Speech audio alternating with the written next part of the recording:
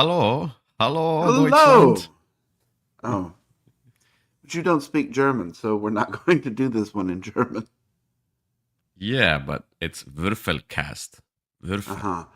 Na, wenn du wirklich willst, dann können wir die ganze Zeit Deutsch reden. Mein Deutsch ist nicht vollkommen, aber ja, ich kann etwas verstehen. And there we lost our last member of the Yeah, audience. there we go. Yeah, that's kind of sad, actually. Well, hello there. Hello, folks. It's another episode of Würfelcast, episodes 110, 110. And Huzzah. yeah, it's going to be the last episode of this year. That's so So sad. sad. Yeah, it is. But it's Christmas, it's New Year, it's travel. It's the travel to the Dice Tower cruise, so Mm-hmm. we won't be available in January either. Well, We might for the do whole something. month. Basically, yeah. Most likely, we might record something after the cruise. When I get back, if we have time. But yeah, it's gonna be a crazy And if month. you're not sick, If I'm not sick, and I'm always you sick, always get sick on the cruise, so not on the cruise. The year before that, I got sick before the cruise, so oh, I see. it's Wonderful. it's catching up to me. But I hope I will not get sick, and I will be fine, and I will enjoy my time, and you know, Hopefully. we'll see about that. Yeah. Let's just think positively. Now, here we are for this episode of Virtual Cast with the topic of the day, the top 10, not top 5. So I think we should do top 10 to end the year on a high note. Top 10 anticipated games of 2025, a hot topic. Ooh. There's so many games to be announced yet. There are so many Kickstarters, GameFound, crowdfunding projects that tell you that they'll be here in 2025, but lies, straight lies. Yeah. Liza No. Minnelli. Yeah, though, sometimes it's on time, sometimes it's a month or two off, but we never know. And with We our never do. and with our top 10 as well, it's like the BGG says 2025, it might be 2027, and yeah, there was some kind of a list somebody made of the anticipated games, and like Last Aurora, Frostland, and Fireland, whatever it is, the new campaign that they had, they listed it as an anticipated 2025, and I'm like, it says right on the campaign page it's gonna be there April 2026 if no delays occur. Like, how did you even put it on the list? It even says that it's 2026. I don't know. But Yeah, one never really knows, right? Sometimes it's just about figuring out what games we're excited about, and I mean, there were games that I was excited to get this year that I was also excited to get last year and the year before. Um, true. And I'm sure there's going to be a lot of great games, and most of them are going to be announced, I think, next year anyway, closer to Gen Con, closer to Spiel. It's the biggest events to announce games. yeah, that's true. Anyway, let's start with the show. And the first thing we do, we talk about what we have watched recently. So the Watcher's Babble. Mm-hmm. Yeah, Are you, and are you ready? Are you ready for this? no Drag Race. No. It's not Drag Race. Okay, tell See, me. it's Christmas movie season, and there are Oh my lots God. of terrible Christmas movies on Netflix. And With Bruce Willis? yes, I watched Our Little Secret, and yes, I watched Single All the Way. But the best Christmas movie of the year, maybe of all time, is Hot Frosty. Uh, So, Hot Frosty is the story of a snowman who No. is built to look like an attractive man and comes to life when a magical scarf is put around his neck. And he's naked. And he runs around town, and he likes to be out in the cold. And of course, he goes to this woman who he remembered from putting the scarf around his neck. And shockingly, they fall in love. And he also is doing home improvements at her house because she's let her house kind of go to seed after her husband died of cancer. And all the old ladies in town come around and see him working on the roof without any clothes on and invite him over to put in lights at their house. And so it's all the old ladies in town ogling this guy. And then there's the sheriff who's looking for a master criminal who was seen running naked through the street. And he's closing in. And it's a terrible Christmas movie. It has a terrible script and not great acting, but it's just so amazingly stupid that I had to feature it here. So if you're looking for a Christmas movie that is kind of like all the rest, but with a magical snowman twist, there you have Naked snowman twist. Well, he doesn't actually look like a snowman. It's only when he's forced to wait inside the jail cell in the heat, because the sheriff has turned the heat way up, that he starts having a problem due to his snowman. Having a meltdown? Exactly. There you go. So Hot Frosty, it's available on Netflix. Probably not worth paying money for, but if you've already got a subscription, maybe worth the price. Yeah. I watched the trailer a while ago, and You I was did? like, yeah, I watched the trailer, and I was like, no, I Okay, will well, never watch that. The trailer already said everything. You like you could see from a mile that it's no. I mean, Okay, you can but tell you know, from the title the entire plot of the story. But there's a lot of trash movies that sometimes you just want to watch. That's fine. I watch a lot of, there's a lot of these scary movies and superhero like the parody movies as well. They're trash movies, but you just watch them because you want to turn your brain off and not indulge yourself in some kind of a huge drama. So why not? Why not? Yeah. Hello, Daniel. By the way, thank you, Daniel, for the gifts, for the cookies, yes, and for the cookie game, Speculas. excited to try it at the cruise time. I will try to remember to bring it with me. But don't just try. I, I hope I hope for the best. Okay. Anyway, my pick for the Watchers Babble is an anime or whatever animated movie or series, animated series, which is Gentry Chow versus the Underworld, and it's really cool. It's the art style reminds me of quite a few different ones, like the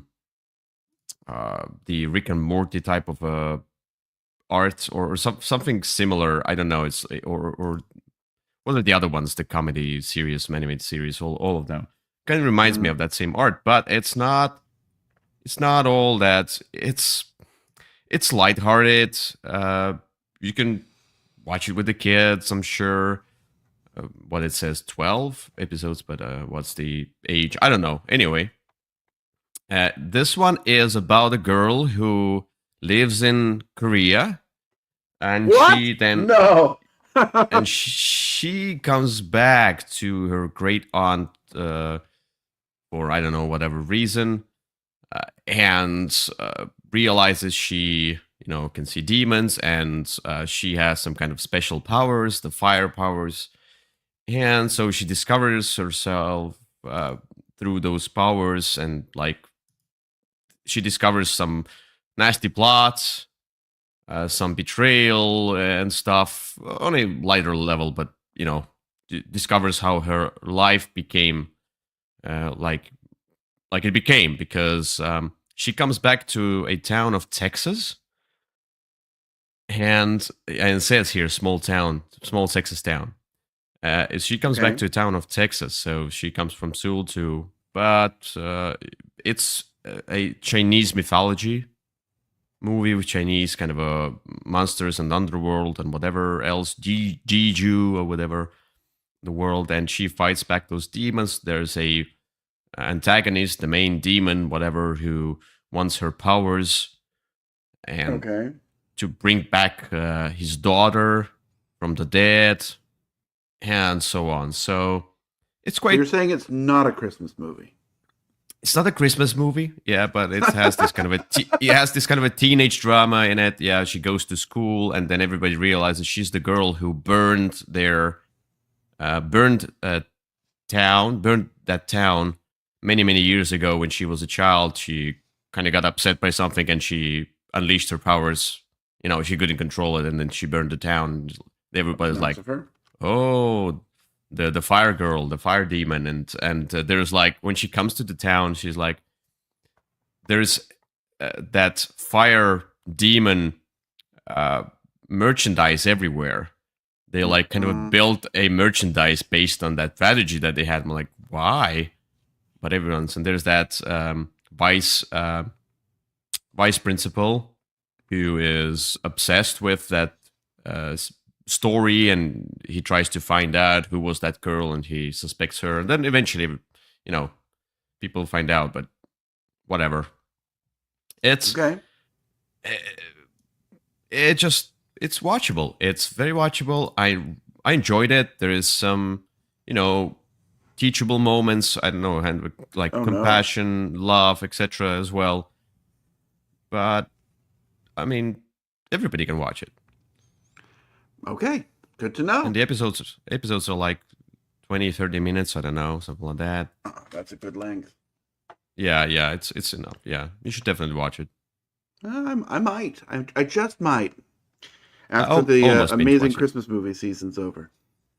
Yeah. Anyway, Gentry Chow. All right. Very well. All right, let's get to the real topics now. The game topics. Recent plays is Game the first topics. topic. Yeah. All right. Are we ready for my recent play? Yeah. My recent play is a game that I was very excited for. And it came out really late in the year because it was from Kickstarter. I had seen it at Essen 2 years before. Mm-hmm. This is a game from Thailand, and it's the name of the game is Barbaric, and there are 3 different versions. Barbaric Heart of the Grand Canyon is the first one I played, but they're all the same. It's fully compatible. It's just whichever setting you like. You won't find many pictures for it though. You might find more on the Apocalypse one. You won't find any pictures you might want to see. Well, that's not very many. There you go. Now you can kind of see at least something about it. I think this must be the main set, although ultimately all 3 are standalone. So this is a very light engine building game of miniature combat. How to describe this? So what you're doing is you have a character, and your character is made up of a rider and a gear. And so you'll see, for example, there's that rabbit on that shark in that picture you were just on. But that rabbit is not always on there. So you'll pick you could pick the rabbit, or there's a dog with a shield that you could have on top of that, for example. And so you'll combine them, and they just sort of twist together. And you'll also take their decks. So, for example, if you wanted rabbit on shark, you take the rabbit deck and the shark deck, and you would shuffle them together. And you have these dashboards, and they would fit nicely together, and that's how you build your character. And then, really, what you're trying to do is achieve one of the victory conditions. You can win by killing another player twice, by having everybody die twice, and you be the last person standing. Or there's this MacGuffin in the middle of the board, and if you're able to get it and take it out of the board, you win that way. So it's a very fast-paced game, right? You jump right into it. What you're doing mostly is on your turn, you've got one action with each of your 2 sides. So you've got one machine action and one rider action. And each time, and sometimes the actions are boring, like move or get resources, but more exciting is these cards as you eventually get them in play and use them. That will upgrade your character's stats. So every turn you're able to sort of upgrade your character's stats a little bit more, which gets you access to greater life totals, etc. Look, it is super light. Barbara. The hippo with the chain gun is my favorite That's funny. character. She has a card called the Power of Makeup, and she's from that Grand Canyon set.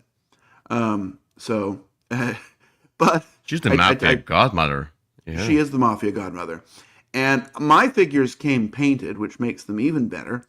Um, it's ultimately a very light game. I mean, this is almost blow away light, but the characters are so interesting, and even though there's not really a lot of background, you can immediately tell by looking at them and their cards something about them. There's also Yeah. those huge monsters in the middle, and it is impossible to kill them. So, you don't have to kill them. But if you attack them, sometimes they'll turn and attack you, but sometimes you can sort of have them move on an opponent, which can help weaken your opponent. So that's the reason to attack them. There's 3 different maps that are kind of very similar. Like I've only played on 2 of them. I played on this one here, and then the water one. They have a small special rule. Ultimately, this game is enormous. I mean, it's in 3 gigantic boxes, but it's at its heart very simple and straightforward, easy to pick up and play. The solo wasn't all that great, but 2-player is quite an enjoyable way to play, and it was a surprising delight. And the game is barbaric. Yeah. I mean, what you mean to say it's lighthearted? So it basically overproduced Mhm. engine building game with light miniature combat, as I Well, understand. the engine building is more character development. It's just very accelerated. Every turn you can kind of do something. So, you're making yourself stronger, but it's not really an engine. It's more, your various series of character powers that let you attack more efficiently or move faster to sort of do what you're trying to do. Yeah, yeah. But yeah, it seems to be. If I look at the miniatures, they're amazing. It seems to They be really are. definitely overproduced, Oh, yes. probably too expensive, but Hmm. sometimes it's cool. Sometimes you want to have this kind of a straightforward, easier gameplay, lighter gameplay, just to blast the fire guns, whatever, and you know this tactile feel. Like I sometimes enjoy games that are lighthearted, but they have this kind of a tactile feel, like you Hmm. said, you could snap the miniatures, and it's part of the fun. It's part of the game. So I could see that one, but and it looks gorgeous. I like the kind of a fun they made on like anthropomorphic, kind of a humorous anthropomorphic uh, combinations. I would Yeah. say the Dice Tower made the Dice Tower made the best covers, whatever the best cover art recently, and Hmm. I'm looking at this cover, and I looked at the cover you said about this another set Yeah. that they talked about. I didn't see that one there, but it looks gorgeous. It's Well, it's amazing. because It's like a book. it just came out. I think they probably missed their list. Okay, because this one is Yeah, and there's this also one is one that's a chicken in a looking into the that's Grand Canyon, so good. and then there's another one that's into the jungle, which is kind of the same I need to sort get of that game motif. And the jungle because has a giant moray eel as its big monster. It's the one I have experienced the least, but it looks like it's going oh to be pretty good. this is the expansion. Okay, Oh, that's just it's the Kickstarter pack, and yeah. it had that seahorse chariot that you saw, and it has 4 characters in it, I think. Anyway, looks gorgeous. Sounds fun. We might try that one. Yeah, Why it's not? not coming on the cruise, My sister told me I should bring it, but I'm not. It's much too big to take. Um, Yeah, that's fine. All right. So for my recent play, so I haven't played anything recently. I haven't played for well, a that's while. disappointing. Yeah, I know. Holidays, whatever. People are busy. But I picked something that I played on one of the previous occasions. I just haven't talked about this one. So why not? Let me talk about that one. Okay. I finally took out my copy of Ultimate Railroads, and I wanted to play the Asian Ah, tracks. Ultimate Railroads, yeah, Asia, whatever how it's called. I'm not sure I can find the exact picture here of Asian expansion. Here you yeah. go. It's really the only new thing in that box, so you'll probably see something about it. Yeah, I have not played the German. I've not played American.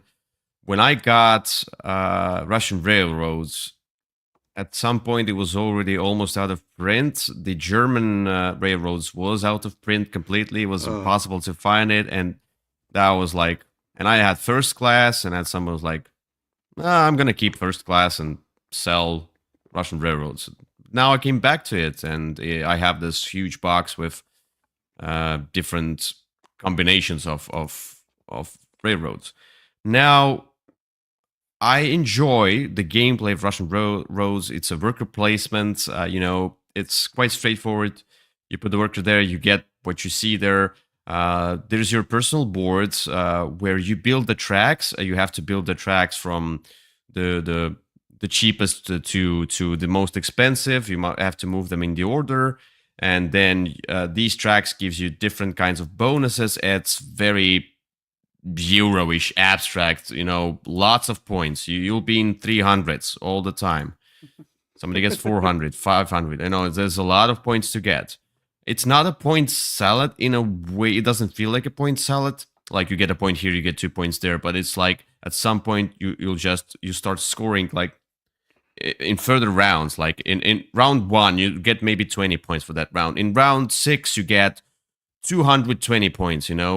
Because you like accumulated stuff, and then you start scoring, and then like boom, and you have it's those. not it's not a point salad. It's a point all you can eat buffet. Um, Yeah, because you don't score in spot in most of the times. You score during the scoring phase. It's just at that point you've accumulated such an kind of an engine. You created such an engine where it gives you a ton of points at once. Now you can upgrade those tracks. You get a lot of bonuses, and then you lay bonus on the bonus and bonus. It's like a little bit of that chain reaction. Asian Railroads, what it does differently from the original one is that usually you have your this one Asian, because it's not. Where's the Asian board? it's not That's the weird. Asian board. You're right. It's the Asian board has those Anyway, little like factory things on it. yeah. Um, Anyway, this you just have to trust me. Uh, well, yeah, it's in there. I promise. yeah. You just have to. Yeah, you just have to trust me. It's basically the board that you have usually. Let me see if I can see here. Oh, you can kind of have a glimpse on that there. Basically, what you usually have, you have your own factory progression. You buy those tiles and you move your pawn on those factory tiles. You get points, you get bonuses, whatever. Now, Asian Railroads introduces you to the common board. Now, you don't have your personal factory board. You have this common board where you can go around, and you can go around twice, and you will build and kind of activate some tiles on there. There will be of your, like, you can kind of claim them of your particular colors. So if somebody steps on that, you get a bonus, etc. So it's a bit more interaction between people, though the main interaction is the worker placement, because you will be blocking off people of their favorite spots anyway. But yeah, it's all about trying to build up and accumulate the points as much as possible. You get those engines, where If you have an engine of 6, and there's like sometimes 2 spots where you can put the engines, like you have 6 plus 7 is 13, so it means you will be able to score only the tracks up to the number 13. And so you're trying to upgrade your engines as well, so you can score further and upgrade your tracks with, I don't know, bronze, silver, gold, and that they will have a different score multiplier per spot. Yeah, it's points. It's a lot of points, but it's fun. There's a lot going on, but it's not complicated once you start playing. No. Everything kind of makes sense. Iconography is good. It is. Not on all tiles, some bonus tiles. You might want to, read something, but it's not frustrating. Right. That's fair. I mean, look, it's all 4 of the railroads, right? They're kind of variations on the same theme. And ultimately, your actions are going to be the same one game to another. Although, each different place has its own slight variance on that. But the core rule set's pretty easy. Place a worker, move those train tracks. Thematically, this is not particularly thematic. No. It's about as dry as you can get, but it's a lot of fun. I like the game, despite how maybe unattractive and boring the theme is. But yeah, you're right. It's very much the point buffet, and you have to pick 1 or 2 things and focus on them, or else whoever does is going to blow you away. Yeah. This is the game where if somebody just figures it out early in the game, it's hard to catch up. But I love the process. I don't care about if I get the first or second place. I just this is where this is one of those games where I say, look at this game, look how it's doing it the right way, and then look at Arc Nova, and I think they kind of repaired that problem in Arc Nova, where you score just a bit, and then the person, like, if somebody scores 10 points, they feel, oh, great, I won the game, and somebody scores minus points, they feel unsatisfied. With this game, that's the right way to do a point game, where even if, you scored 500 points, you won the game, and I scored 350, I feel amazing, because I was like, 350 points, that's a lot, it gives me the feel that everybody's like done a great job, everybody scored a ton of points. It just somebody scored a few hundred more, That's what I like about those games. And that's what I don't like about games such as Arc Nova, where the scoring makes you abysmal. Scoring doesn't work, in my opinion, there. Well, that has been changed. Now you add the 2 together rather than subtracting. Which should have been done in the first place. That's why I was talking about it. Everybody's like, no, getting you to the same place. But I mean, like, everybody's like, no, it's fine. That's great. Why did they change it then? Why did they change it then? Because it's a little easier to add than subtract. Because I was right. Anyway, I like that game either way. But this is a good one. I actually need to get it out. My copy is unfortunately in German, which doesn't affect the gameplay, but like, if ever somebody needs to look up a player or what a bonus does, then it kind of falls on me. I'm not sure if I have the... No, I think I have the English one. I have the Z-Man version, yeah. Yeah. Because like, previous one I had was a German version. Oh. And I just printed the rules and stuff and whatever. Well, I mean, I always end up teaching the rules anyway, so that doesn't bother me. But it would be nice if, I think there's like a player aid or something that summarizes what all those bonuses do. Maybe somebody did that from online. Yeah. Yeah. Because it's that's a great bonus that it's a language independent game. Mm. Yeah. All right.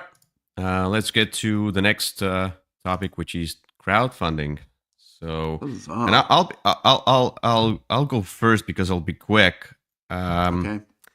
it's that time of the year where there's really nothing to be excited about. So I don't have any projects to highlight. That's very fast. I just nothing.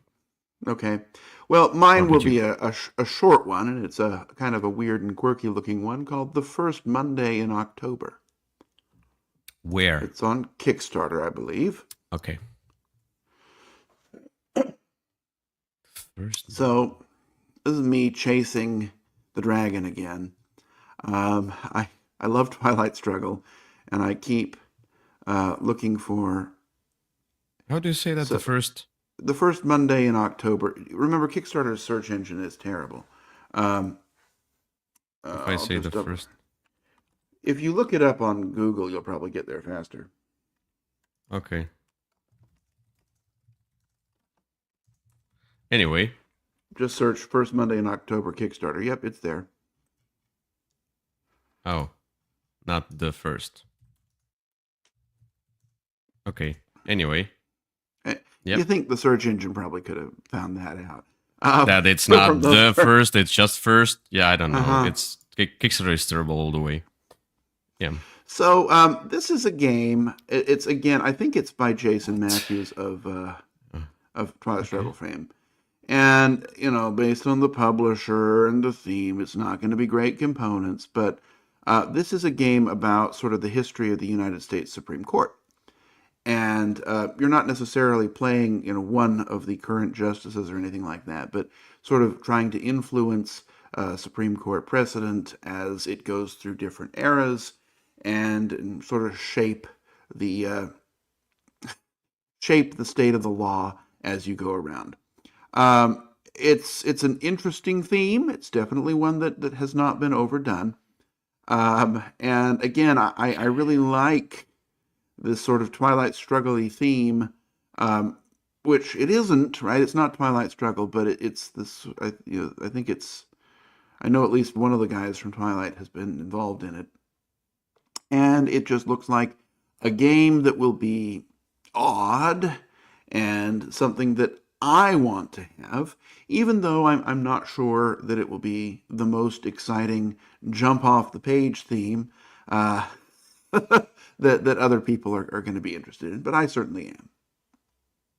So it has this kind of mix of real photography, the portraits of people from earlier centuries. It's a terrible looking game all the way, but and it's $75. It is, but free Ooh. shipping in the U.S. Okay, yeah. Well, I mean, look, some of the artwork. I'll give it to you that it's a little mixed. It would be nice A if little? they just did illustrate. I mean, look, we can't go back and Yeah. get photographs of early Supreme Court justices, just because the technology wasn't there. So it would be nice if instead we just had done portrait art of everybody or something like Maybe that. it was some legal issue to like make portraits of nowadays politicians, whatever. Well, they're not politicians and they're public figures, so you can do whatever you want. And public figures. Okay. Yeah, I mean that's not the issue. The issue is that they're just you could take a picture of somebody today, but you can't really take one of somebody from the early 1800s. They're not politicians? Well, so no, Here's- William Howard Taft was the U.S. president and later became a Supreme Court justice after his time, but that is a I think it's only happened once. The rest are they're jurists, not politicians. I see. All right. It's an entirely just- appointed let's just- role. Let's just get away from that. Anyway, that's my pick for the week. Yeah. And it's a unique theme and interesting. Look, that shows how dry is this month of the year. Experience over 200 years of U.S. Supreme Court history Where Kyle had to pick first month in October instead of Cthulhu May Die kind of expansion on GameFound. there is Cthulhu Death May Die on GameFound right now, but season 5 and 6 with a giant Godzilla mini. But I'm still upset that I haven't gotten the seasons 3 and 4 yet, so I'm not talking about them right now. Got it. All right. But you could pick Let's that get one. back. Let's get back to board games. This is a board game. Yeah, almost. Anyway, buy, try, goodbye. All right. So I have for you on today's Buy, Try, Goodbye, 3. I guess I would BTG. call them what? BTG. We have to say BTG now. Yeah, I won't do that. But Okay. there are 3 games that are sort of colorful, puzzly, abstract games. And I don't think you've played any of them. The first one is the brand new Intarsia. In I what? think that's... Okay. There you go. I'm assuming you had not. You had not. It didn't show up when I looked. But Intarsia is a Look. game about making a floor, and it has amazing components. You've got these little wooden rings, and you're trying to sort of place them in a floor pattern around a cafe. And you have to start with the center ring, and then you build the next ring out and the next ring out. And what the way you're doing it is by playing sets of colors, right? Very simple. But you sort of are going to slowly dwindle down until you have to take a passing turn. So let's say I want to build that center ring or that sort of outside ring. It may cost me 1 blue card, and that means that I don't draw any more. And then the middle ring, I would have to pay maybe 2 blue cards, and then I would get 1 card, but it can't be blue. So you're kind of slowly pivoting from back and forth. And then you're going to get bonuses by completing certain goals. And then when you get a bonus, all the kind of related bonuses add themselves up. It is a great looking game physically. The components are these nice cut wooden puzzly pieces. And that's Intarsia. Just on a side note, if it's an abstract colored pieces type Azul and all of its hundreds iterations of kind of a game, you can be sure I've never played that one. Well, let's talk about the next one, which is Coatl, which is an older one. It kind of went under the I know radar, that one. but it's... Have you played it? No. Okay. I just told you that. Well, you can be said, sure. I know that one. And in this one, you are making colored dragons. That's sort of the hook here. Yeah. You've got these very fun dragon pieces, and you're trying to sort of take the dragon pieces and combine them and make a dragon that's going to score. And ultimately, what ends up happening is people just end up playing with the dragon pieces. Yeah. But it's sort of that same style game. You've got different gold cards that you're trying to complete by taking the dragons of different lengths and different color combinations, and that's what you're doing. Yeah. And the third one is one that has been very hot this year, and that game is Harmonies, which is the most colorful of them from the box. You look at the box with this colorful lion, and you'll think, "Ooh, that must be in the game." Nope, it's not. I mean, it's on a card. And in this game, what you're doing is sort of Azul style, taking all the pieces of from one of these pots, and then you're going to place them out, and you're trying to make certain combinations. Like you'll see, there's that card with the 1 yellow and then the 3 gray stacked. And as soon as if you have that card, you're going to take one of your cubes from it and put it on the token that's indicated. And if you're able to take all the cubes off, you'll score more points and you can take more cards. And you're just building out your landscape, and then everything will score. And it's that kind of game. Yeah, it's So 3 colorful abstracts. Yeah. With Quaddle, I saw it somewhere on sale, something like that, and then I was like, what's this? Like the the covers they usually give you It's the got hint on dragons what. on it. it gives you the hint on what to expect from the game. Usually, no, I'm kidding. It never gives you the hint on what to expect. The covers are liars almost all the time. And now, yeah, Quaddle.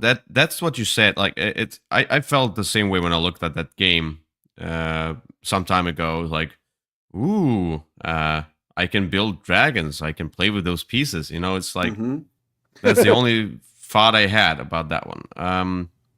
The first one, what was it? I forgot the name. Intarsha? Yeah, Tarsiv, something like that. Yeah. I don't know. I looked at the pictures and I'm not a fan of this kind of a color palette. It's like the same with Azul. I'm like, it's this kind of a Persian, Turkish, kind of that towards kind of a dad's area. It's a French cafe. Yeah, but the influence is the Middle East. If you could see that it's the Middle East influence of colors and patterns, and so if you go somewhere, it's all of that. So Intarsia, goodbye. I just don't like how it looks. Quaddle looks like candies. I like candies. They're candies that are fun to play with. Look, that was a lie. I'm not the biggest fan of sweets lately. I'm more of a goodbye sour and salty guy. Anyway, and the last one you said was the Harmonies. Harmonies looks actually quite good. It looks good. It is. The play thing, as you said, it reminds me a little bit of I played Mandala Stones. So between those two, well, if you like that game, I could care between those two. I don't really care what's a buy, what's a try. You got to pick one. I'm gonna pick the newest one, Harmonies, as a buy, and that means Quaddle is a try. So I'm gonna try those candies. All right, sounds good. Yeah, Okay, well, Harmonies may end up in my top 24 of 2024. It's actually pretty good. So yeah, we'll see. It's been hard. It's been hard choosing. Anyway, let's get to the main event of this episode, which is top 10 anticipated games of 2025.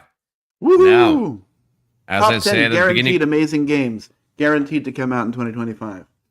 yeah, as I said at the beginning, not guaranteed. We never know. Most games come out from GameFound and Kickstarter, and a few of those I know they will come out in 2025 because I already know they're on the boat. Mm-hmm. Some of them, I don't know how many of them. That most of them are probably GameFound Kickstarter projects, so I don't even care looking at that. Yeah. It's just It's I know hard. I know one game that's going straight to retail. Okay. But yeah, my first four or five are the ones that I'm really excited about. Like they are up there for a reason. The next 5 games are, it could be this way or that way. That could be a 10 next day. That could be a 9 next. Like the order of the 10 to 5 is not relevant that much. I mean, it's going to be hard to make it to make an order matter anyway. I did my best, of course, but yeah, and look, we do not know much about these games. At least some of these, we don't know much about it. We just look at the pictures. We read the description, and we're like, oh, sounds cool. I'm gonna try it. Or there's a designer that you love, or there's a company that you love. That's why you picked this one. You know, it's all different reasons. So they might end up really bad. they might, or they might not end up coming out in 2025. Or not coming out at all. We had. Anyway, Well, let's get to number 10. Let's go.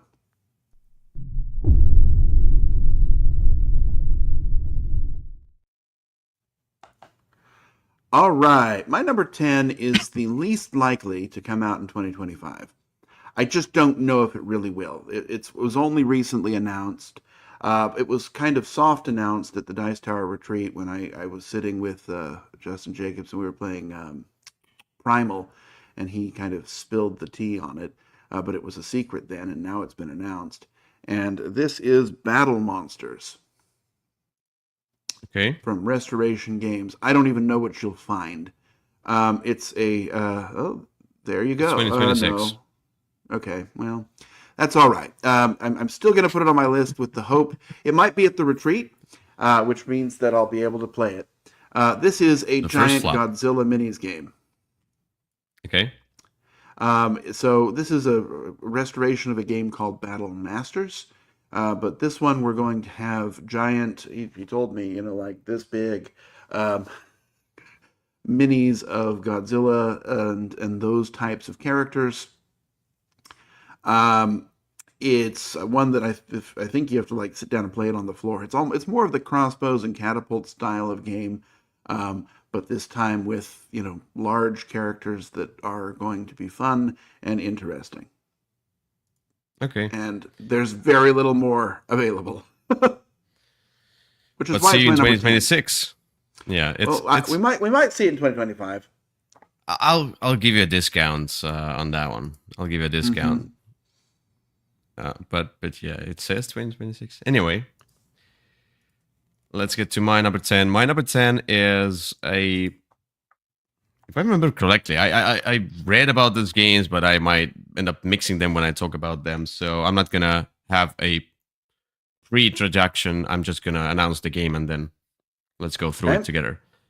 Gatsby is my number 10. Gatsby, this one says 2025. I'm good. I'm good. I'm still good. And it says Bruno Catala and Ludovic Maublanc, who made for example, Cyclades together. So there's no pictures, it seems, or is it? No.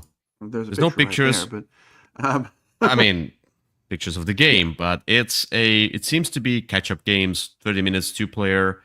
It's 1 versus 1 Bruno style game. It seems to be Gatsby themed.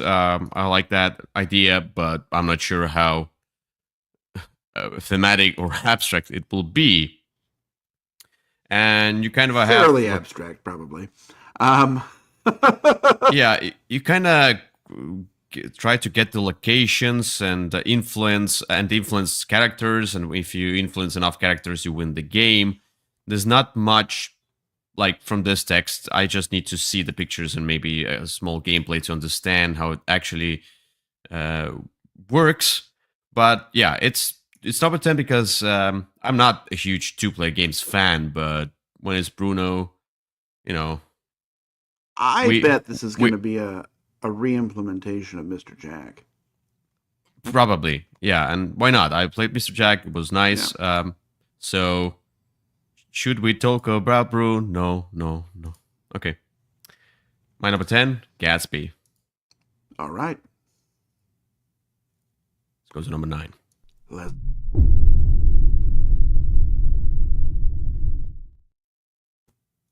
Right. My number 9 is a game with a weird name but it's from, I think it's related to Cole Worley. This is Molly House. And this is Molly, like a name Molly? Yes. Okay. Mm-hmm. It says 2025. This is about, I mean, from what I can tell, it's kind of about early, what we would call drag queens today, in sort of 1800s or Victorian era London.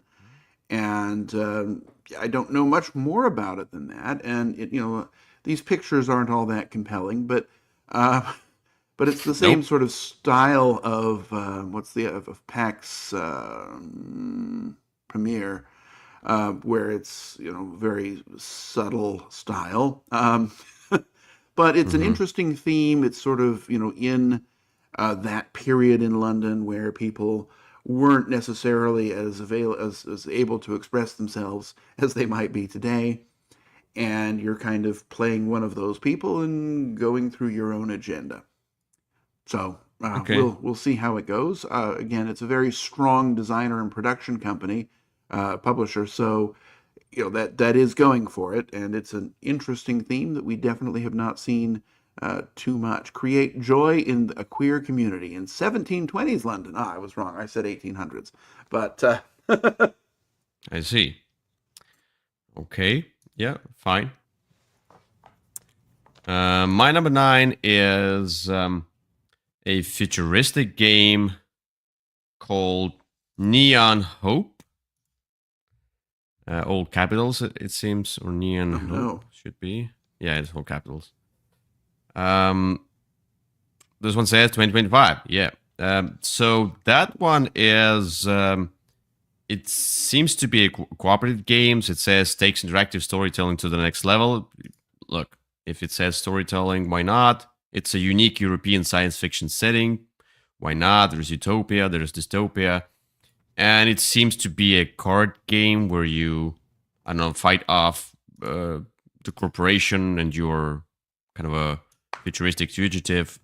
I don't know much, but there's like probably maybe some kind of a decisions to make while you go through the story. I like all of that idea, the setting. Not much else, but card games that are with storytelling and cooperative. I hope And that's not final artwork. what? I said I hope It's a that's not prototype. final artwork. Prototype copy. Yeah, Okay. I'm not against that art. I'm not against that art. Maybe they'll polish the overall Not against look is not of the that. same as in favor of. No, I'm fine with the art. I wouldn't say it's Okay. amazing, but I'm totally fine with that art. All right. I mean, It Molly gives House me a wasn't little looker bit. either. Because this one is cool, actually. Anyway. Yeah. Yeah. All right. Well, we'll see. That's Neon Hope. I hope All right. it's good. Let's get to the next number.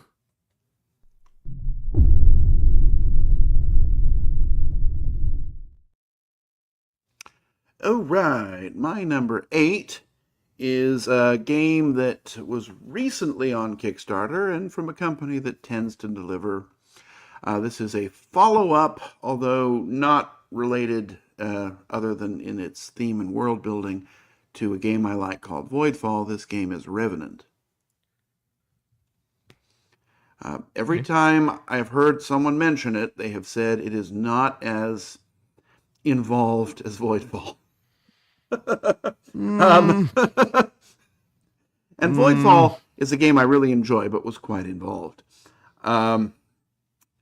It's supposed to have a good solo mode. It looks like it's a space combat-y game, like Voidfall was, sort of.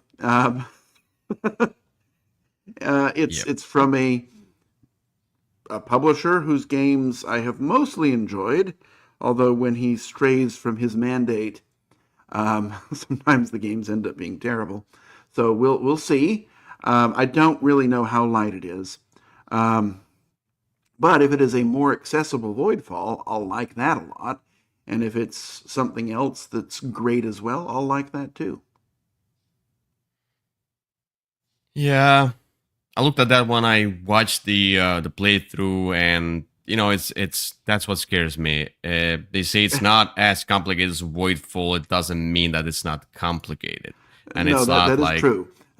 gameplay for the mechanisms for the sake of mechanisms. It seemed to be a ton of stuff going on, but it's their signature design move. They always do that. They always overcomplicate the absolutely the aesthetic, not the gameplay itself. Sometimes like Anachrony is not overcomplicated, but when you look at they always make the game seem overwhelming and lots of stuff going on, lots of components, and it sometimes gets in the way of the game.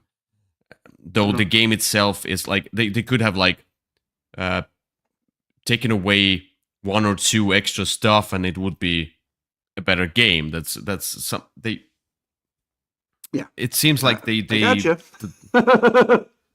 don't learn from, like, sometimes make it more streamlined and look more streamlined. But it's their signature. It'll be great if this one doesn't take an hour to set up like Voidfall does. So look at all of that. Nice. Look at all of that. Look at all of that. Are you sure? Well, at least there isn't a bunch of modular tiles, so you can hopefully predict the size of the table space you'll need. I don't know, right? Like, we'll see. I keep sort of laughing about Voidfall. I love Voidfall. I wish it were something I could play.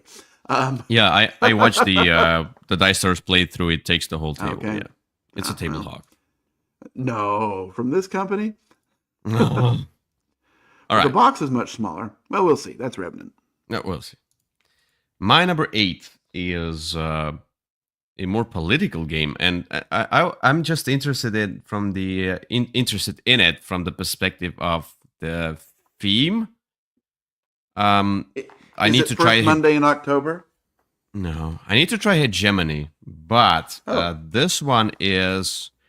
I need to try Hegemony, but this one seems to be. I don't know. They're not related, but this one is called World Order. World Order. Mm-hmm. Yeah, 2025. This one, it's about year 2010. It's the major powers in the world, like China, America, Russia, European Union, and you utilize your power economically, militarily. You like it seems to be very political, where you control nations and control different aspects of that nation or a union, like European Union. And I don't know. It's a different theme. It's more. Well, I mean, like, playing, for example, as a European Union. Why not? It's like playing as China. Why not? Like, just trying out those different countries. It's not like the ancient countries, that are so far away from you, centuries away from you. Not like them only from history. Like China. Like, I'm not talking about that kind of a thing. I'm talking about nowadays China. What I want to say is that playing, for example, playing the side that you are living in. Like, I'm living in the European Union. I've been there. I've been alive in 2010. It's my time. Mm-hmm.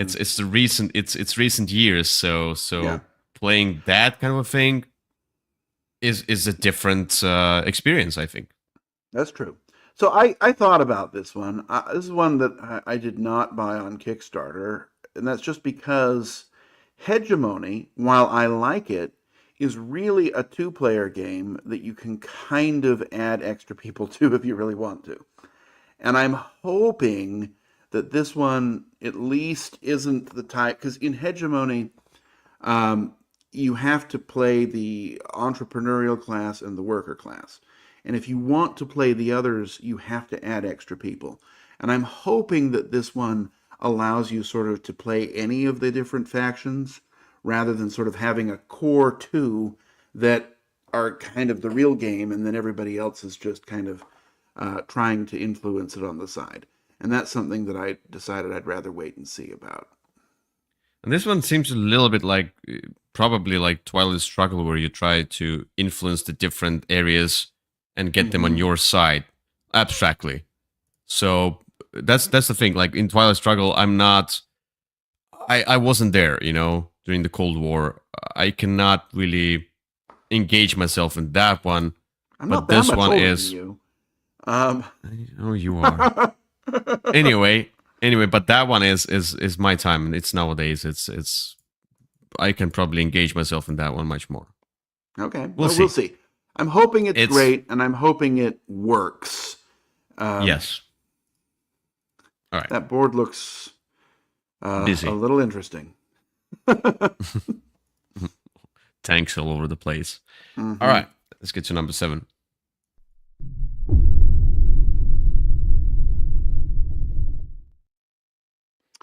Right. My number 7, I'm hoping this one will really come out, and I'm hoping it's listed as 2025. This is um, not the next game in a series, sort of a side version of the series. The game is Great Western Trail El Paso. um, Isn't it just another map or something like that? no, this is a shorter version. It's supposed to be the same Oh, experience in half the time. Oh, see, you can see that tagline up there, half the playing time. It's supposed to be a oh, smaller map. Sort of, see. it's going to be what this will be to Great Western Trail, what Pirates of Maracaibo is to regular Maracaibo, hopefully, which is going to be a shorter, more palatable experience, sort of more, I won't say palatable, more easy to evangelize experience. From your perspective, it's a kid's version of It's Great going to be Western a kid's Trail. version of Great Western Trail. Great Western Trail, the card game.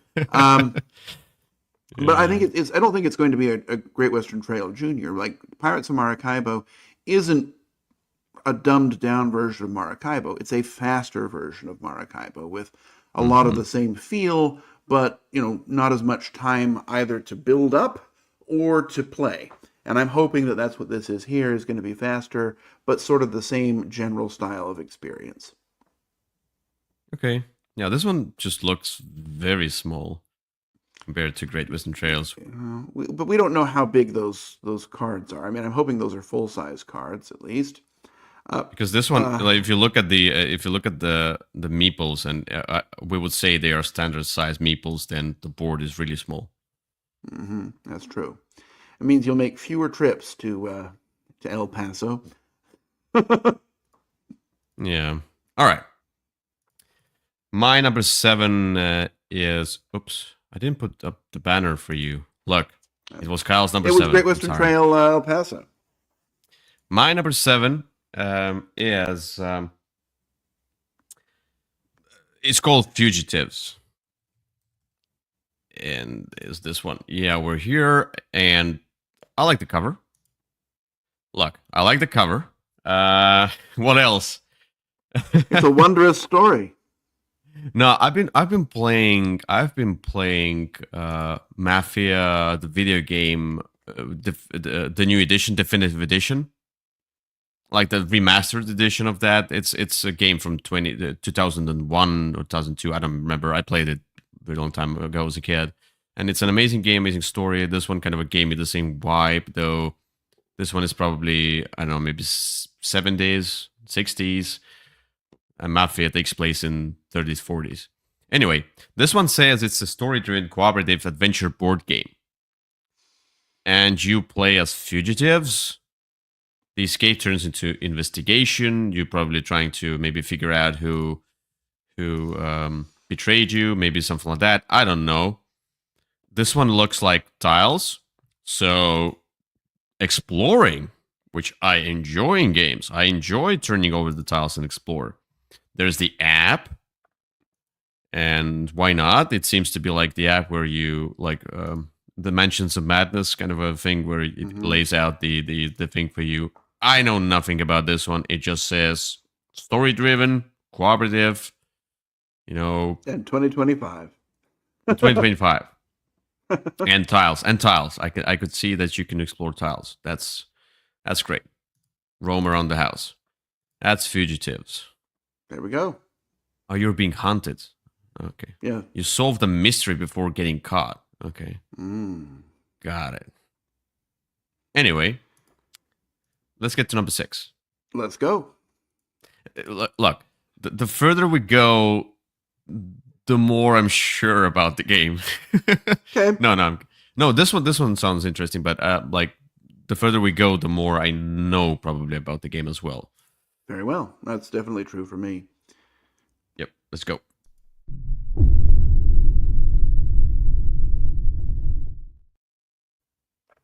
All right. My number 6 is a game that is very likely to come out. I saw a version of it that looked near final at Essen, or sorry, at Gen Con, with the most amazing musical dice tower ever, and that is Luthier. which makes me feel like I have a lisp. But this is a game about making musical instruments. Oh It's from the yeah, I same forgot people, about that one. same people who did Distilled, which is a strong game still. It's a Yeah, strong game still. I forgot This about that. is it's an interesting theme that's not been overdone. You're sort of making these instruments and trying to get them out into the world so people can listen to them. And I think it will be a great production, and I think it will probably really come out. So that's always a plus. And yeah, there you go. Yeah, I just thought about that one, and then I also realized that I forgot another game that would have been higher on my list. Well, I'm gonna mention it briefly after the top 10. But this Okay. one, yeah, as you said, it's from the Distilled people, and it's about musical instruments. It's a cool theme. I've been studying musician myself, so yeah, I'm gonna try it. It looks really cool. It does. Paganini, Schumann. Yeah, nice. Harpsichord. Yeah. Okay. Anyway, Everyone loves a that's cool. harpsichord. Thank you for reminding me. No Look, problem. I need to put it. I need to put it on my wish list Mm, to not there we forget it go. again. Okay, here we go. That's a good list for everyone. If you buy it No. on Kickstarter, then you don't have to forget it because it'll just show up. So yeah, I'm not backing Kickstarters anymore because I never know when they come out. I just buy the retail copies. I'm fine with that. Anyway, my number 6 is something I want to mention instead of the one I have. This one, the one that I have, I want to talk about as well. Like, there's one game that I forgot that would have been my number 3 or something like that. Number 2 or number 3. Number 3, I think. Uh-huh. So how many I'm games gonna are going to be mention your number 6? several. Uh-huh. Okay. Look, I'm gonna because I forgot about that. I'm gonna mention it at the end, but Okay. to be sure, or you know what? Yeah, I'm gonna change my number 5 into that one that I remembered now. Okay. Anyway, my So number it's time for your number 6 6 now. is Burgle Bros. Yeah, Burgle Bros. Why do I say Burgle Bros 5? It It's should be gonna be number at some 3. point. Yeah, it should be Mm-hmm. number 3. So not much to say about that one. It's a cooperative game where you roam around those different tiles, disarm alarms, try to crack the safe. It's a bit abstractish in a sense of how you play it. It's Yep. very puzzly, but I had a good time with number 1. I Yep. haven't played Casino 1, but the first one was really cool. Casino 1 The, I heard was not that cool. the casino one had the weirdest box, and the box was so horrible to close that you never wanted to open it. Um, Hmm. the, Because the second one was kind of a dud. The first one was fantastic. yeah, because this one says it's upgraded version of the classic heist. So it might be that they are going back to the roots of the first one, and it's a I think so. cyberpunk thing. I don't know. I'm excited. I may put it into my wish list. It's a live wish list countdown. Okay, Okay. let's get to number All 5 right. Let's go. with my new number 5 on the Got it. list now.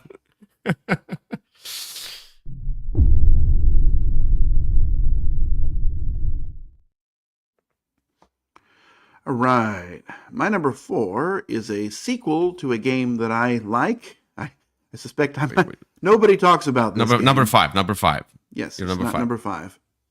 Yeah. And the game is Perseverance, The Castaway Chronicles, Volumes 3 and 4. So the first version, 1 and 2, had you coming to an island and building up your camp to protect you from dinosaurs, and then going out and exploring. This new version is more chapters, kind of in the same in the sort of the same line, and this must be yeah. And so you've got newer, more violent dinosaurs in this one, and it's very much a Euro game with some dice drafting. That's sort of the core mechanism, and then upgrading and special abilities. The first two were very different, even even in the same box. I'm just interested to see how the next two chapters in these chronicles go. Again, these are sort of the David Tursi type of game where it's not going to be light, it's not going to be easy, but the first ones are really worth the effort, and I'm very excited to see how these go. Okay, never played the first one, so I cannot say anything about that. But yeah, why not? I mean, it should be exciting for you as you have played the first two, and I know people who didn't like it at all. This Perseverance seems to be love or hate type of game. I think it's love or ignore. It's just one that you don't really hear a lot of people talking about. And the Yeah. second one, Chapter 2, was better than Chapter 1. But I worry that many people played Chapter 1 first because it says Chapter 1 on it, even though it's really very different. So, But yeah, yeah, you play Chapter 1 or like, no, I'm not gonna play Chapter 2. It's it's understandable. All right. For my number 5, previously what I had on the list was the Don't Starve board game. But I'm going to change it to a better game. I hope so. It's a better game. This one is something that combines games from that company that I played previously and enjoyed. This game combines, I think, Destinies with Chronicles of Crime, with maybe something else. It's called The Dark Quarter. Well, this one finally came out. That one's been on your list for a couple of years now. I think so, yeah. But this one, I was searching for it. It's not out yet, so it says 2025. No, it has not. It's definitely not out yet. Yeah, because you backed it. Oh, well, probably. You know how I am. Yeah, you are. Anyway, this one is a cooperative app-driven adventure game. Yeah, so it's 80s New Orleans, kind of a little bit of fantastical theme to it. It seems to be a more involved Destinies that they have. I'm not completely sure yet. It looks like Destinies. It has the same, scan the QR code type of thing, but probably a bit more gameplay, a bit more involvement. So I just like how it looks, and why not? I'm always interested in another entry of that scanning and apps and Destiny's stories and etc. So, and I hope this one is so the Destinies was I think 1 to 2 players. I think you could play with 3. You shouldn't, I think. Well, I think you can. you can, but as I understand, it's Destiny's is best as a solo game and maybe 2-player game. Solo is fantastic, but I played it with. I think I played it with 3. Because yeah, I was thinking about that when I played Destiny. I was like, yeah, I could see. I don't like playing solo, so I played with another person. We had a great time because we kind of concluded that let's just explore the story and not fight each other over who wins first. I see. Because it's a cooperative. It seems to be a weird cooperative game. Destiny's. This one says cooperative. Oh, it's not cooperative, right? Yeah. Sorry, Destiny's is not. What I wanted to say, Destiny's is a competitive game. Yes. Well, I want to say a weird competitive game because the competitiveness comes in who reaches the goal first. There's no, it's all about exploring the world, exploring the story. And then they're like, let's make it competitive. No, Destiny should have been cooperative from the start. This one seems to do it right. I hope it's a great game, great story. I'm in. Okay. All right. I'm excited about this. It's taken its time coming out, so we'll see. Yeah. I hope even when it comes out, one thing that Lucky Duck Games does well is they support the game, even if it's not the most popular game. Like Destiny's is not extremely popular if you look at the ratings, etc. Like Chronicles of Crime is, but Destiny's is not as popular as Chronicles of Crime. But with both of these games, they support it. They give you more expansions, more scenarios. That's what I like about Lucky Duck Games. They don't abandon the game after the first box. So I hope if this one comes out, they will then pump out 2 expansions, and for those who like it, can then explore further. All right, let's get to number 4.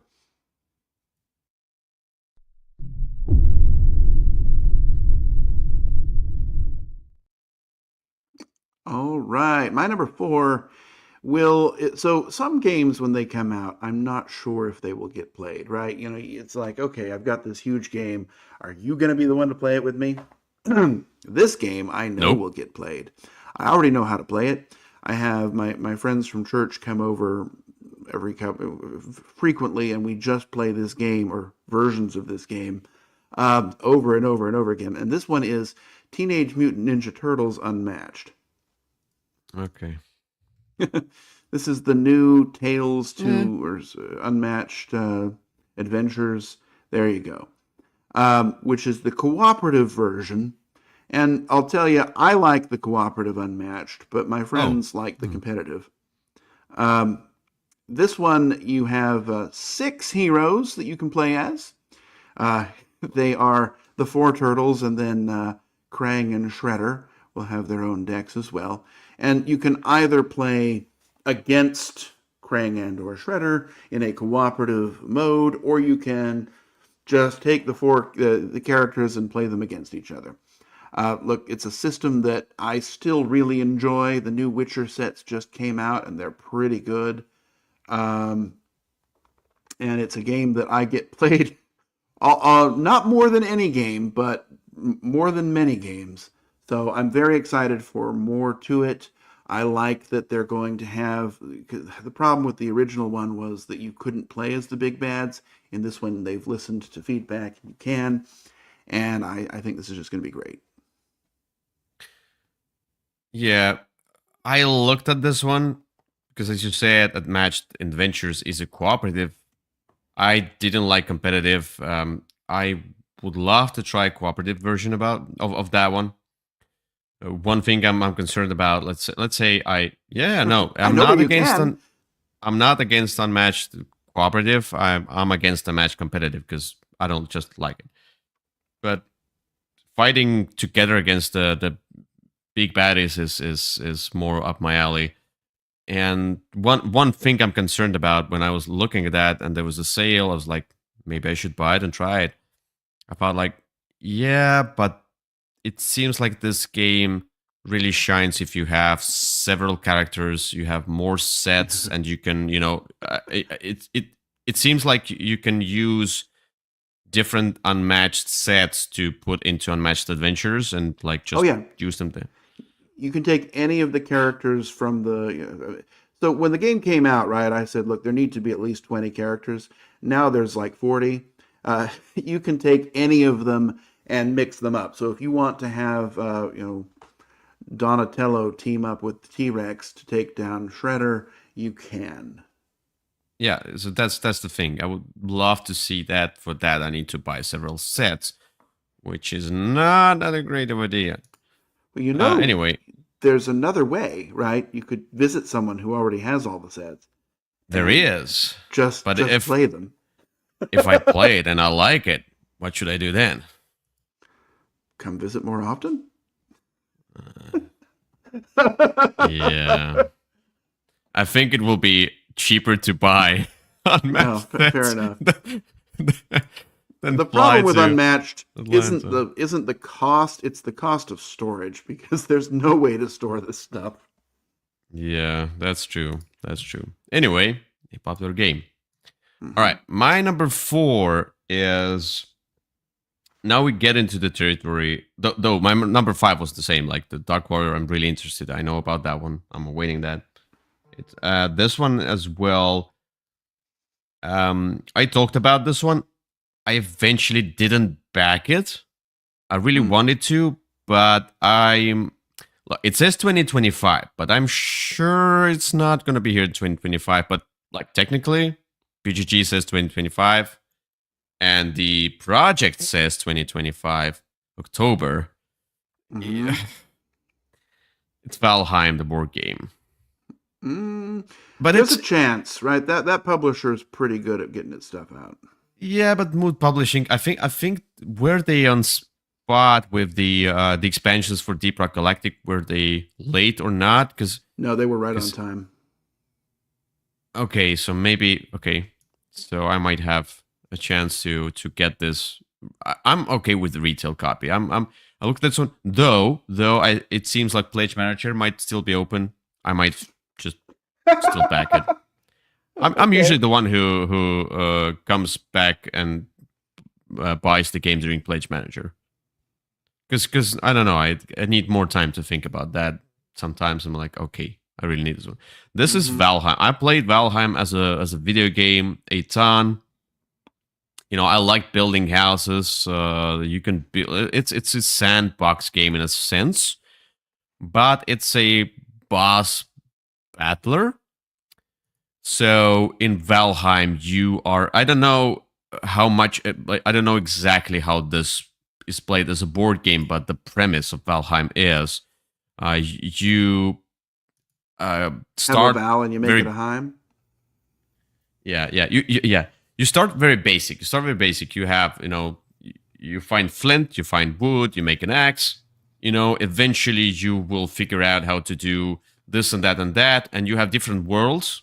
So first you have like just the forest, then the black forest, then you have mountains, whatever, like swamps, and all of these different biomes that you go to in video game, they have that kind of a boss. And then you need to collect the totems or whatever else trophies, and then put them in the certain spot on the map when you find the boss, and then you fight the boss, and then it unlocks new recipes for you. So you always get new recipes, and you upgrade your gears. Like you start basic, you start as a caveman. Eventually, you will be a fully fledged arcane magic Viking. There's magic as well. Yes. I see. So yeah, you build up. So I had like I don't want to search for the picture. I wanted to show you what I've built in the game. I like to build houses. I've built a huge house. I have my field. I have my chicken I don't know, farm there. I have my pigs farm. I have whatever. Like this is the expansive game. You can boost. You can throw in many hours just building stuff. Okay. But then you upgrade. You find new material. You find like silver material. You find bronze. Whatever. You find new recipes, and yeah, that's. And I hope this one is like it's gonna be impossible to implement the whole video game because it's like a sandbox building game into board game. But I hope they can catch the essence of the video game. Like you upgrade, you build, you battle bosses, you get better gear, kind of Guess that we'll thing. see. So Mood Publishing did Deep Rock Galactic and did a great job with that one because I'm a fan of Deep Rock Galactic video game as well. So I still need to try that. They did really well with Deep Rock Galactic, actually. Okay. So Maybe I'll try the video game someday. Oh, video game is great. It's cooperative when you play it together. Okay. You can play it alone, but it's not the same as playing with rock and stone people. All right. Let's get to number 3. Number 3. Woohoo.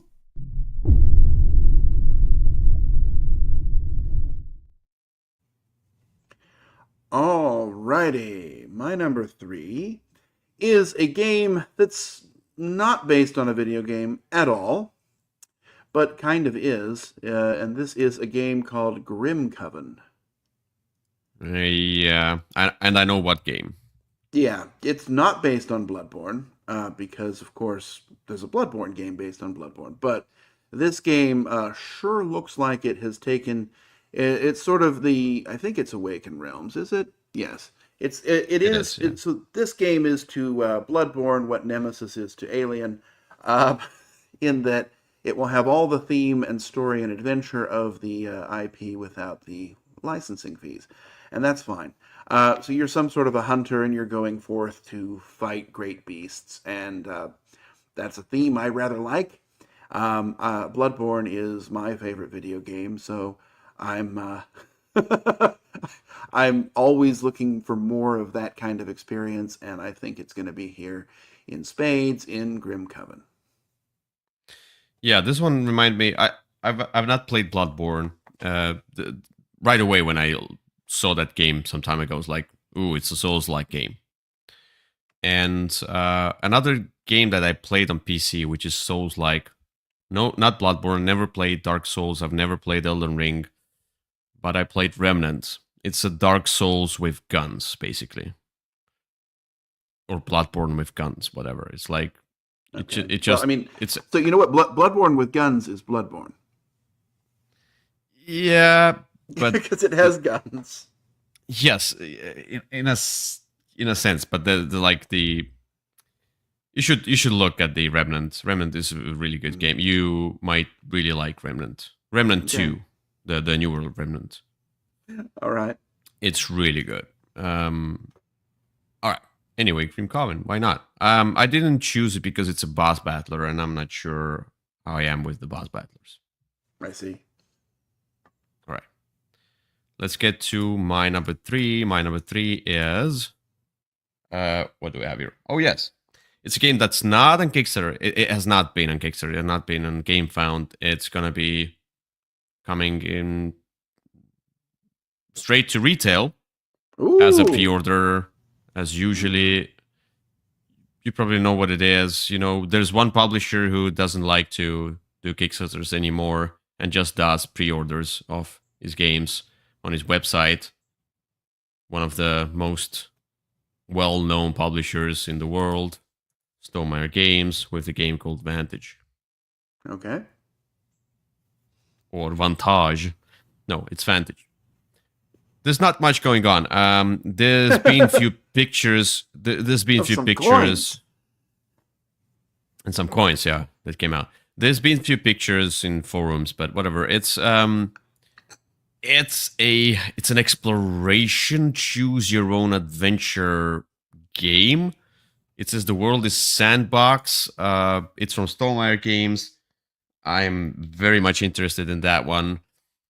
It says it's not a campaign game, so I'm not sure how it's gonna work. But as I understand, you start in an area in the world, and another person starts in their area in the world, and then you have a card in front of you, and it says like you can go forward, you can go left, you can go right, and you choose and move forward from there. What else is there?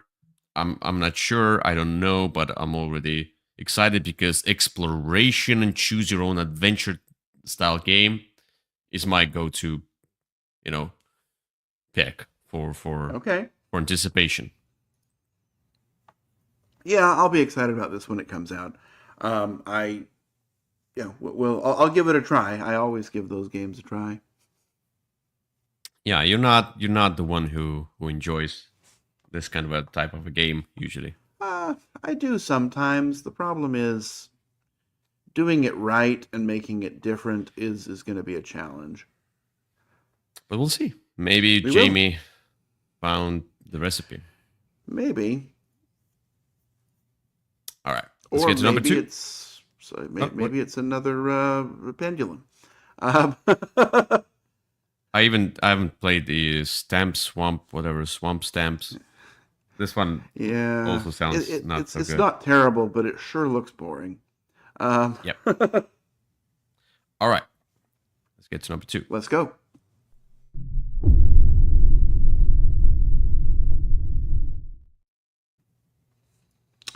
All right. My number 2 is the game that is going to be the first to come out of these because it was supposed to come out this September. But whatever, you know how things go. Hopefully it'll be here in January. This is Elder Scrolls Betrayal of the Second Era or something like that. Terrible title, but it's the Chip Theory Games version of Elder Scrolls. Elder Scrolls is based on a video game series, apparently, but I've never played it. But this game looks like it's kind of a combination of Too Many Bones and Cloudspire. And it's cooperative, but you're going to pick some world to go out in, and you've got tasks you're trying to accomplish, and there's lots of ways to upgrade, and lots of dice to roll, and lots of chips with other chips under them for health. And you've got your board there, and sort of the interesting thing is you see those gray cubes there. Those are your damage, and when you take the damage, they sort of sit in the front of your queue and prevent you from refreshing your dice. That's an interesting way for it to work. You'll have a character that you're going to upgrade, and it's going to be unique and different, and you're going to specialize for the missions you're trying to accomplish. The game is, I'm sure, complicated. I'm sure it's fantastic solo, and it will hopefully be in my hot little hands in January. So I'm very excited for this one. Okay. Yeah. I don't know. I'm not the biggest fan of Elder Scrolls. I mean, like the Skyrim. The theme does nothing for me, but I love chip theory, and yeah. All right. My number 2 is the one that will be like it. Eventually, it said 2024, but it's not gonna happen because it hasn't. Maybe it has left the China port, but it's somewhere there. It's somewhere there. It's somewhere near China. Yeah. This one is called Dragon Eclipse. Oh, that one. Yep. Yeah, that's kind of like Elder 2020 Scrolls for that. Yeah, it says 2024, but it's not. It's not going to be out until 2025. The copies of backers is not going to be here in 2024. So, and when it comes to retail, I don't even know. During 2025 somewhere. But... This one is a cooperative adventure game, though. I bought a set. I didn't buy all-in thing, but I bought a set that had also PvP modes, player versus player mode, etc. But this one seems to be like they described it, a Pokemon game. Ooh. With dragons and a bit more mature. I mean, I don't know how much Pokemon has dragons. It has dragon type Pokemon, not dragons. Gosh. Anyway, no. It's this one seems to be you kind of you can battle each other, but you're probably gonna battle other, I don't know, monsters. If you play cooperative, it's 1 to 2 players. I'm gonna play it cooperative 2 players. I'm sure of that. Or solo. I might play it solo because if it's Pokemon like, it probably you will have your I don't know, dragons Pokemon that you I don't know, you make stronger or you evolve. I'm not exactly sure about the mechanisms, but I like how like your creatures can be evolved like in Pokemon, and you probably can catch new creatures like in Pokemon. Can you catch them all? I don't know. Anyway, it seems so. I don't know if you can catch them, but it should be obvious that like you need to somehow get those monsters into your deck or whatever, then you have to catch them. Anyway, I'm really excited about that one. It's the same as with Grim Coven and Nemesis. It's like, we're not legally saying it's Pokemon, but it's Pokemon in a sense. It's not exactly. It's not Awaken exactly. Realms as well, right? Yes. That seems to be their style. Yeah, but I think when you do it 3 times, it becomes a thing. Because it says, world filled with majestic and unique creatures you can battle, tame, catch, and train. Which sounds like Pokemon. Is that your Ash Ketchum voice? Pika Pika. Yes. No. Okay. I don't know. I'm excited for this one too. I hope it will actually come. It's one of those ones where once it gets here, I'll immediately drop everything to play it. But I've kind of it's been delayed a bit and kind of it's not too delayed because they said it's gonna be here December 2024.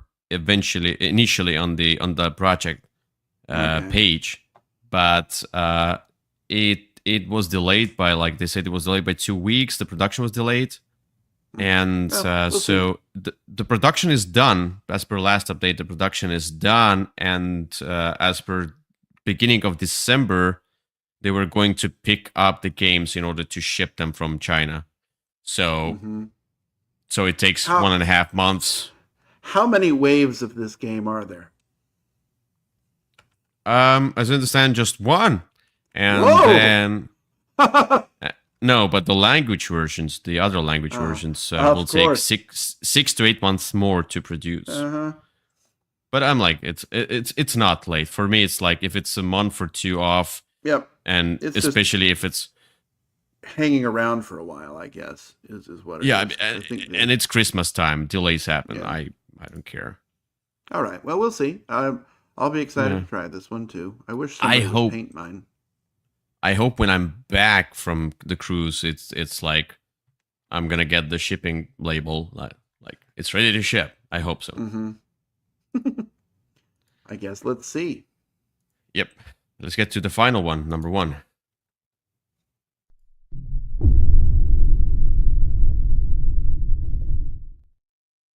All right, we've done pretty well at not having any crossovers on our list, so that's always good. It means we're talking about 20 different games. I don't think we will have. I'm almost confident you won't have my number 1. My number 1 is the only game on this list that I've actually played. They had a prototype copy at Dice Tower West last year. Blasphemy. And I sat down and played it. It was only the first scenario, and only the combat portion of the first scenario, because there's also sort of a storytelling version of it. This game is Dante: Inferno. There were 2 versions of Inferno games that came out on Kickstarter around the same time. This is the first one's out, and I played it, and it's great. This one is it's almost like Chronicles of Drunagor. It really has a lot of the same feel. I think it's the same publisher. But what you are is a character, and you're going through the circles of hell and going through some story, and ultimately fighting against various denizens of hell as a team. And it's a really interesting sort of a game. It's almost more of a boss battling scenario type game where you'll set things up, and then the one that we played, there was King Minos, and he was sitting on his throne, and you could get his wife to come out if you did certain things, but you could also like pick up things and just throw them. And it's a very free-form type of a tactical combat game. The characters were really interesting. The way that they worked was interesting. They all had great special abilities, and the way that wounds worked, and you were rolling the dice, and depending on how well you did, you'd do damage, but you've got other symbols that would make a reaction happen, which would flip cards and do other story type things. It's a big sloppy game, for sure. It's one that I'll definitely play all the way through, though. I do believe you can probably play just a scenario if you don't want to play the whole campaign, but I really enjoyed what I saw of it, and I'm really excited to see more, and I'm hopeful it will really come in 2025. Okay. Fine. My number 1 is a game that they anticipated it in 2024. Surprise! Yet again, small delays, but it seems like the game is ready. It's maybe on the ship or going to the ship, and they anticipate now to be shipping in January, February. So yet again, 1-2 months away is not that terrible of a delay. And look, it is Cyclades. It is Cyclades Legendary Edition. Now it says here 2025, but I don't know what was in the project. I think the project said December 2024, something like that. I don't know. But yeah, it's the rework of Cyclades. I'm very excited about that one. I got the miniatures version, of course. Look, I got this.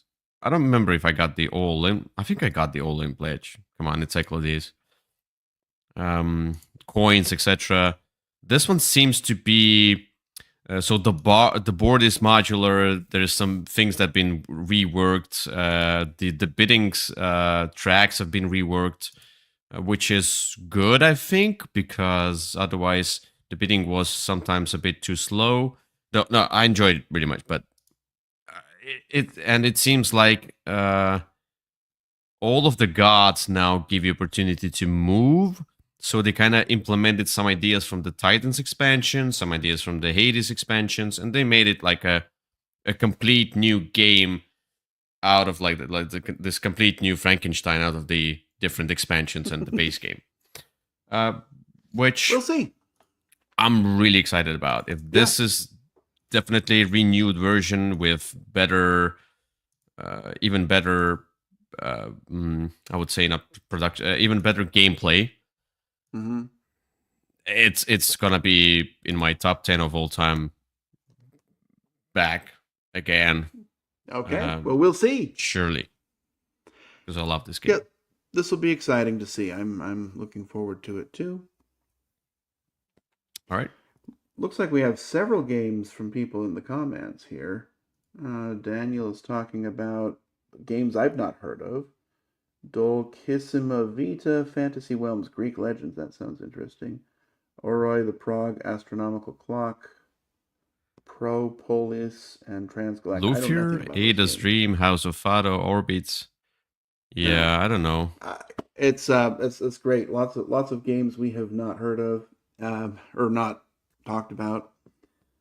That's fantastic. Unknown Biathlon Blast planned to come to Kickstarter. Yeah, if it's planned to come to Kickstarter in Q1 25, it's gonna be here somewhere around 27. So yeah, look, it's Daniel says maybe he'll have 2 new games at Essen Spiel. Huh. Well, that's cool. I'm still looking forward to trying your first one. Yeah. And eating the cookies. So yeah, well, that's a given. Anyway, guys, thank you so much for watching. It's there's so many games out there, new games. Sometimes the image gets blurry. That's fine. Yeah, I don't know what happened there, but all of a sudden it's the internet. It's the connection issue usually. But there's a lot of games that will probably come out that we don't know about. As I forgot about a few games. There's just too many, and they usually get back on my radar once they are, I don't know, out or on the first pages of the hotness of BGG. Then I recognize them. There's games that I'm excited about that might be a flop. There's games that I know nothing about that might be hits. Yep. We'll see. There's the whole year. Huh? It'll be an adventure. It'll be the whole year to come. Mm-hmm. So thank you so much for watching, and we'll see you next year. Sometimes next year, and for Kyle, you'll see him on Wednesday. On Wednesday, as we'll continue talking about the top 24 games of 2024. Hopefully not as blurry as right now. Yeah, something happened when we went back to the big pictures. Oh well, that's a good time to end. Yes. All right. Bye-bye. Bye.